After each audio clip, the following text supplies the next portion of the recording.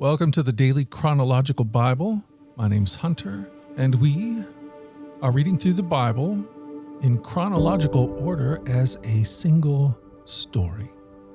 And that story is all about Jesus.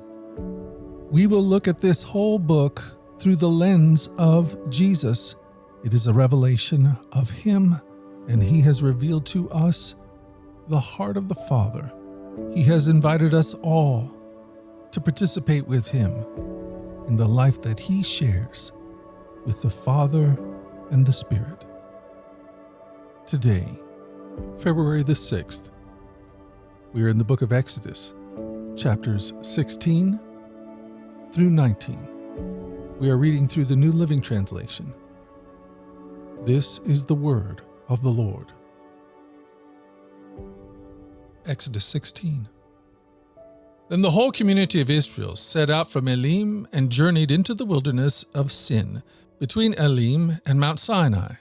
They arrived there on the 15th day of the second month, 1 month after leaving the land of Egypt. There too the whole community of Israel complained about Moses and Aaron. "If only the Lord had killed us back in Egypt," they moaned. "There we sat around pots filled with meat and ate all the bread we wanted. But now you have brought us into this wilderness to starve us all to death." Then the Lord said to Moses, "Look, I'm going to rain down food from heaven for you. Each day the people can go out and pick up as much food as they need for that day. I will test them in this to see whether or not they will follow my instructions. On the 6th day, they will gather food, and when they prepare it, there'll be twice as much as usual." So Moses and Aaron said to all the people of Israel, "By evening you will realize it was the Lord who brought you out of the land of Egypt. In the morning you will see the glory of the Lord, because He has heard your complaints, which are against Him and not against us. What have we done that you should complain about us?" Then Moses added, "The Lord will give you meat to eat in the evening and bread to satisfy you in the morning, for He has heard all your complaints against Him. What have we done? Yes, your complaints are against the Lord, not against us." Then Moses and Aaron announced to the entire community of Israel, "Present yourselves before the Lord, for He has heard your complaining." And as Aaron spoke to the whole community of Israel, they looked out toward the wilderness. There they could see the awesome glory of the Lord in the cloud. Then the Lord said to Moses, "I have heard the Israelites' complaints. Now tell them, in the evening you will have meat to eat, and in the morning you will have all the bread you want. Then you will know that I am the Lord your God." That evening, vast numbers of quail flew in and covered the camp, and the next morning the area around the camp was wet with dew. When the dew evaporated, a flaky substance as fine as frost blanketed the ground. The Israelites were puzzled when they saw it. "What is it?" they asked each other. They had no idea what it was. And Moses told them, "It is the food the Lord has given you to eat. These are the Lord's instructions. Each household should gather as much as it needs. Pick up 2 quarts for each person in your tent." So the people of Israel did as they were told. Some gathered a lot, some only a little. But when they measured it out, everyone had just enough. Those who gathered a lot had nothing left over, and those who gathered only a little had enough. Each family had just what it needed. Then Moses told them, "Do not keep any of it until morning." But some of them didn't listen and kept some of it until the morning. And by then it was full of maggots, and it had a terrible smell. Moses was very angry with them. After this, the people gathered the food morning by morning, each family according to its need. And as the sun became hot, the flakes they had not picked up melted and disappeared. On the 6th day, they gathered twice as much as usual, 4 quarts for each person instead of 2. Then all the leaders of the community came and asked Moses for an explanation. He told them, "This is what the Lord commanded. Tomorrow will be a day of complete rest, a holy Sabbath day set apart for the Lord. So bake or boil as much as you want today, and set aside what is left for tomorrow." So they put some aside until morning, just as Moses had commanded. And in the morning the leftover food was wholesome and good, without maggots or odor. Moses said, "Eat this food today, for today is a Sabbath day dedicated to the Lord. There will be no food on the ground today. You may gather the food for 6 days, but the 7th day is the Sabbath. There will be no food on the ground that day." Some of the people went out anyway on the 7th day, but they found no food. The Lord asked Moses, How long will these people refuse to obey my commands and instructions? They must realize that the Sabbath is the Lord's gift to you. That is why he gives you a 2-day supply on the 6th day, so there will be enough for 2 days. On the Sabbath day you must each stay in your place. Do not go out to pick up food on the 7th day. So the people did not gather any food on the 7th day. The Israelites called the food manna. It was white like coriander seed, and it tasted like honey wafers.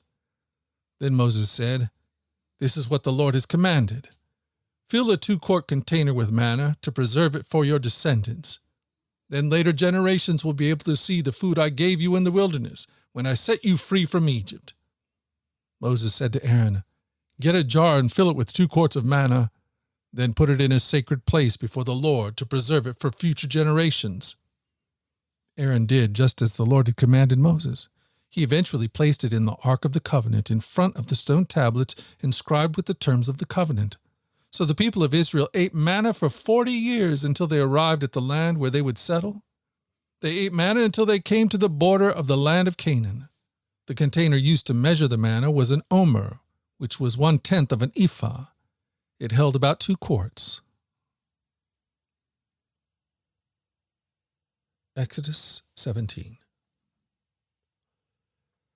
At the Lord's command, the whole community of Israel left the wilderness of Sin and moved from place to place.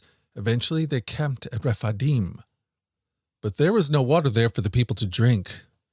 So once more the people complained against Moses. "Give us water to drink," they demanded. "Quiet," Moses replied. "Why are you complaining against me? And why are you testing the Lord?" But tormented by thirst, they continued to argue with Moses. "Why did you bring us out of Egypt? Are you trying to kill us, our children, and our livestock with thirst?" Then Moses cried out to the Lord, "What should I do with these people? They're trying to stone me." The Lord said to Moses, "Walk out in front of the people, take your staff, the one you used when you struck the water of the Nile, and call some of the elders of Israel to join you. I will stand before you on the rock at Mount Sinai. Strike the rock, and water will come gushing out. Then the people will be able to drink." So Moses struck the rock as he was told, and water gushed out as the elders looked on. Moses named the place Massah, which means test, and Meribah, which means arguing, because the people of Israel argued with Moses and tested the Lord by saying, "Is the Lord here with us or not?" While the people of Israel were still at Rephidim, the warriors of Amalek attacked them. Moses commanded Joshua, "Choose some men to go out and fight the army of Amalek for us. Tomorrow I will stand at the top of the hill, holding the staff of God in my hand." So Joshua did as Moses had commanded, and fought the army of Amalek. Meanwhile, Moses, Aaron, and Hur climbed to the top of a nearby hill.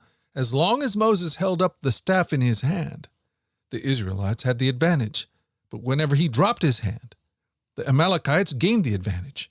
Moses' arms soon became so tired he could no longer hold them up. So Aaron and Hur found a stone for him to sit on. Then they stood on each side of Moses, holding his hands, so his hand held steady until sunset. As a result, Joshua overwhelmed the army of Amalek in battle. After the victory, the Lord instructed Moses, "Write this down on a scroll as a permanent reminder, and read it aloud to Joshua. I will erase the memory of Amalek from under heaven." Moses built an altar there and named it Yahweh Nissi, which means, "The Lord is my banner." He said, "They have raised their fist against the Lord's throne." So now the Lord will be at war with Amalek, generation after generation. Exodus 18. Moses' father-in-law Jethro, the priest of Midian, heard about everything God had done for Moses and his people, the Israelites. He heard especially about how the Lord had rescued them from Egypt. Earlier, Moses had sent his wife Zipporah and his 2 sons back to Jethro, who had taken them in. Moses' first son was named Gershom, for Moses said, "When the boy was born, I have been a foreigner in a foreign land." His second son was named Eleazar, for Moses had said, "The God of my ancestors was my helper. He rescued me from the sword of Pharaoh." Jethro, Moses' father-in-law, now came to visit Moses in the wilderness. He brought Moses' wife and his 2 sons with him, and they arrived while Moses and the people were camped near the mountain of God. Jethro had sent a message to Moses, saying, I, Jethro, your father-in-law, am coming to see you with your wife and your 2 sons. So Moses went out to meet his father-in-law. He bowed low and kissed him. They asked about each other's welfare, and then went into Moses' tent. Moses told his father-in-law everything the Lord had done to Pharaoh and Egypt on behalf of Israel. He also told about all the hardships they had experienced along the way, and how the Lord had rescued his people from all their troubles.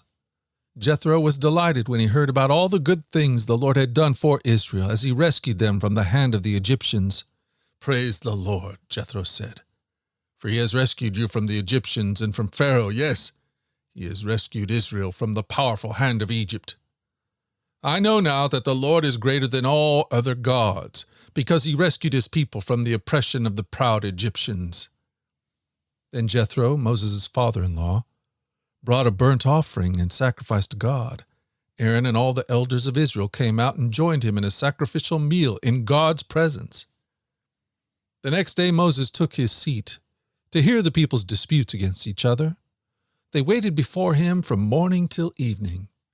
When Moses' father-in-law saw all that Moses was doing for the people, he asked, What are you really accomplishing here? Why are you trying to do all this alone while everyone stands around you from morning till evening? Moses replied, Because the people come to me to get a ruling from God. When a dispute arises, they come to me, and I'm the one who settles the case between quarreling parties. I inform the people of God's decrees and give them his instructions. This is not good, Moses' father-in-law exclaimed. You're going to wear yourself out, and the people too. This job is too heavy a burden for you to handle all by yourself. Now listen to me, and let me give you a word of advice, and may God be with you. You should continue to be the Lord's representative before God, bringing their disputes to him, teach them God's decrees, and give them his instructions. Show them how to conduct their lives. But select from all the people some capable, honest men who fear God and hate bribes. Appoint them as leaders over groups of 1,000, 150, and 10. They should always be available to solve people's common disputes. But have them bring the major issues to you. Let the leaders decide the smaller matters themselves. They will help you carry the load, making the task easier for you. If you follow this advice, and if God commands you to do so, then you will be able to endure the pressures, and all these people will go home in peace. Moses listened to his father-in-law's advice and followed his suggestions. He chose capable men from all over Israel and appointed them as leaders over the people. He put them in charge of groups of 1,000, 150, and 10. These men were always available to solve the people's common disputes. They brought the major cases to Moses, but they took care of the smaller matters themselves. Soon after this, Moses said goodbye to his father-in-law, who returned to his own land. Exodus 19.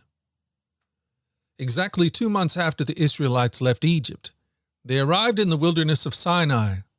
After breaking camp at Rephidim, they came to the wilderness of Sinai and set up camp there at the base of Mount Sinai. Then Moses climbed the mountain to appear before God. The Lord called to him from the mountain and said, Give these instructions to the family of Jacob. Announce it to the descendants of Israel. You have seen what I did to the Egyptians. You know how I carried you on eagle's wings and brought you to myself. Now, if you will obey me and keep my covenant, you will be my own special treasure from among all the peoples on earth, for all the earth belongs to me. And you will be my kingdom of priests, my holy nation.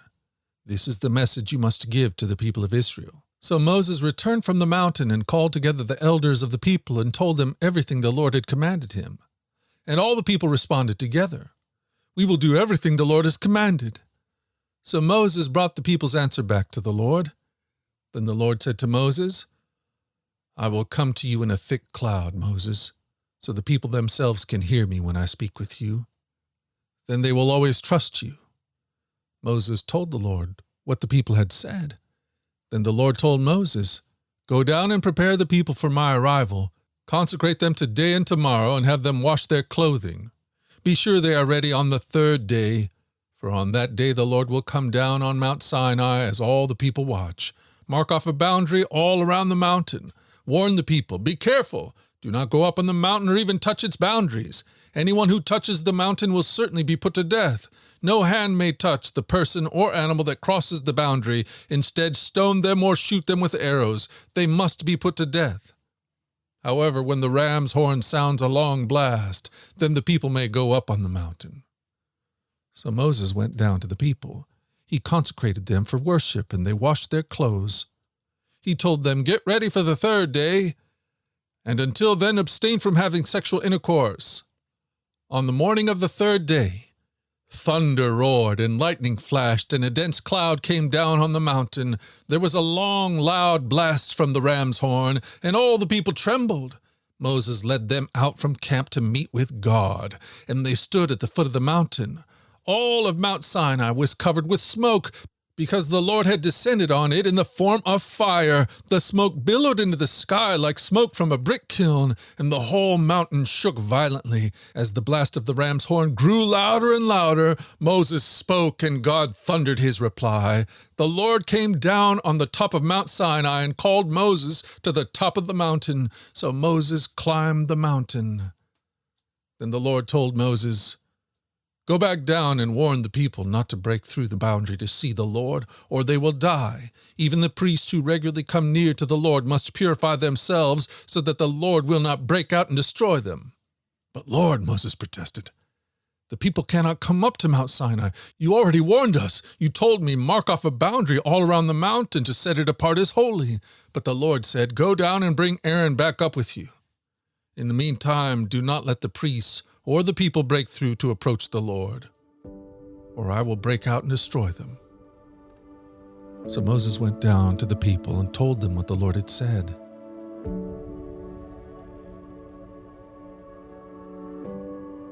The Daily Chronological Bible.